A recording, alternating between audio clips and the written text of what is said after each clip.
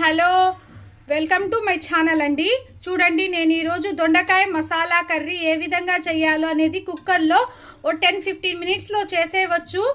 ఇది ఈజీగా క్విక్గా అయిపోద్ది. పిల్లల లంచ్ కన్నా మధ్యాహ్నం భోజనం కన్నా ఇది నోటికి చాలా కమ్మగా రుచిగా ఉంటుంది ఫ్రెండ్స్. ఇప్పుడు లేట్ చేయకుండా నెక్స్ట్ ప్రాసెస్లో వెళ్ళిపోదాం.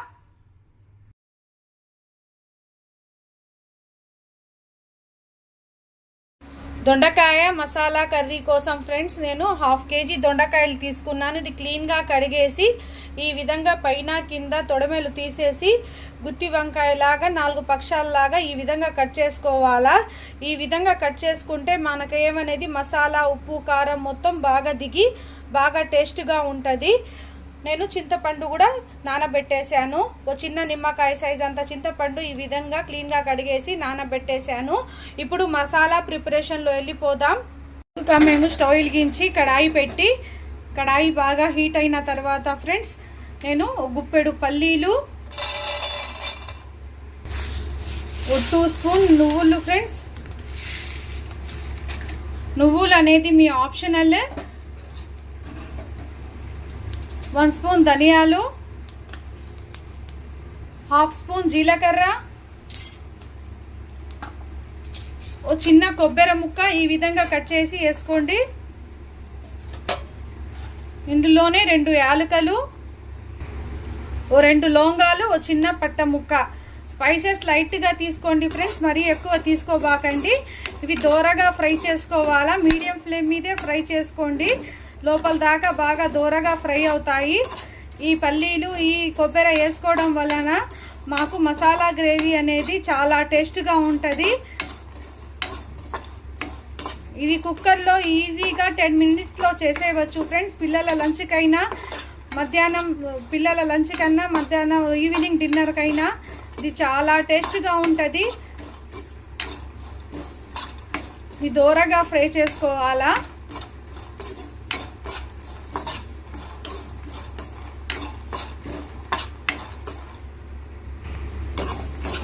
చూడండి, ఏ విధంగా ఫ్రై అయితే మాకు సరిపోద్ది. ఇది కొంచెం వాటర్ వేసి ఒక ఆనియన్ వేసి మెత్తగా పేస్ట్ లాగా ముద్దలాగా చేసుకుందాం. ఈ మసాలా మొత్తానికి ఈ విధంగా నేను ఒక ముద్దలాగా కొట్టుకున్నాను ఫ్రెండ్స్. ఈ విధంగా మెత్తగా గ్రైండ్ చేసుకోండి. ఈ విధంగా గ్రైండ్ చేసుకుంటే మాకు కర్రీ టేస్ట్ అనేది చాలా బాగుంటుంది. దొండకాయలు కూడా కట్ చేసుకున్నాను. ఇప్పుడు కర్రీ ప్రిపరేషన్లో వెళ్ళిపోదాం. స్టవ్ వెలిగించి మేము ఫస్ట్ కుక్కర్ పెట్టుకోవాలా. కుక్కర్ బాగా హీట్ అయిన తర్వాత 4 టేబుల్ స్పూన్ ఆయిల్ వేసుకోండి. ఆయిల్ కూడా బాగా హీట్ అయిందండి. ఇందులో ఆవాలు వేసుకోవాలా. ఆవాలు కొంచెం కాలిన తర్వాత నేను ఇందాక గ్రైండ్ చేసి పెట్టుకోనుల్లా ఈ పేస్ట్ అనేది ముద్ద అనేది వేసుకోవాలండి. ఈ మసాలా ముద్ద నేను ఇందులోనే ఆనియన్ వేసి గ్రైండ్ చేసేసాను, అందుకని నేను ఆనియన్ ఏం యాడ్ చేయటం లేదు. ఇది కొంచెం పచ్చి వాసన పోయే వరకు మీడియం ఫ్లేమ్ మీద ఫ్రై చేసుకోవాలా. అడుగంటకుండా కింద నుంచి కలుపుకుంటూ ఫ్రై చేసుకుంటూ ఉండండి. ఇందులోనే నేను కొంచెం పసుపు,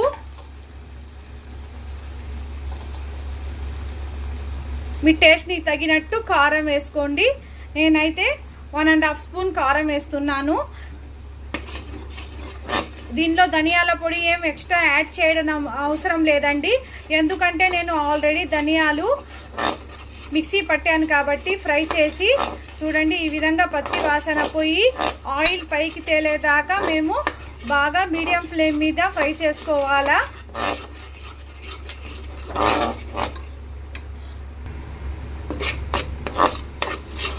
మీడియం ఫ్లేమ్ మీద పెట్టుకొని ఫ్రై చేసుకోండి.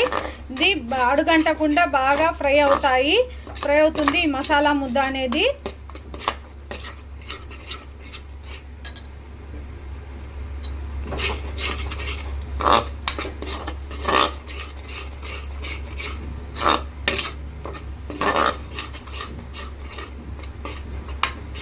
ఇది చాలా కమ్మగా ఉంటుంది ఫ్రెండ్స్. ఇది పిల్లలకి లంచ్కి తొందరగా అయిపోద్ది. ఈ విధంగా ప్రిపేర్ చేసి పంపించేస్తే పిల్లలు తొందరగా తినేస్తారు.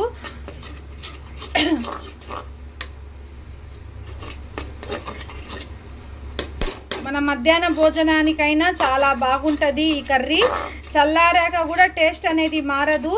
అందుకని ఈ విధంగా పిల్లల లంచ్కి మీకు ఒకసారి ఈ విధంగా ట్రై చేసి ఇచ్చి పంపించండి.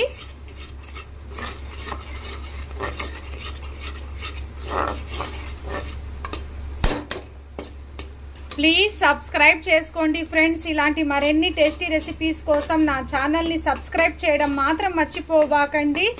మీరు సబ్స్క్రైబ్ చేస్తే నాకు కూడా చాలా సపోర్ట్గా ఉంటుంది.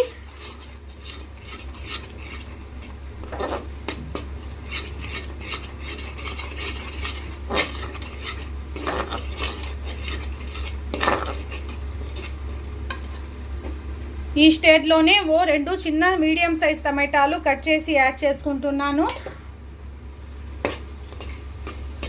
ఆయిల్ చూడండి కొంచెం కొంచెం వదిలేస్తుంది.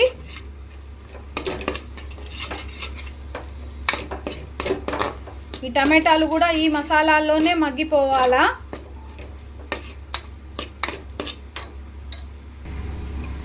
చూడండి మసాలా మొత్తం మాకు బాగా ఫ్రై అయింది. ఆయిల్ మొత్తం చూడండి వదిలేస్తుంది.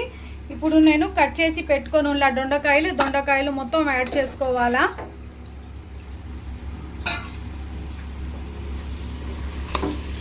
ఈ దొండకాయలు యాడ్ చేసుకొని మసాలాల్లో 5 మినిట్స్ మగ్గించుకోండి.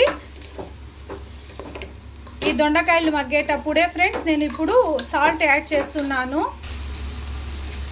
మీ టేస్ట్ని తగినంత సాల్ట్ యాడ్ చేసుకోండి. ఇవి బాగా దీంట్లోనే 5 మినిట్స్ ఇలా ఈ విధంగా మగ్గించుకున్నానండి. ఇందులో నేను ఇప్పుడు చింతపండు నానబెట్టుకొని ఈ చింతపండు రసం వేసుకుందాం. మీ టేస్ట్ని బట్టి వేసుకోండి. నేనైతే తీసుకున్న చింతపండు రసంలో ఒక సగం చింతపండు రసం దాకా వేసాను.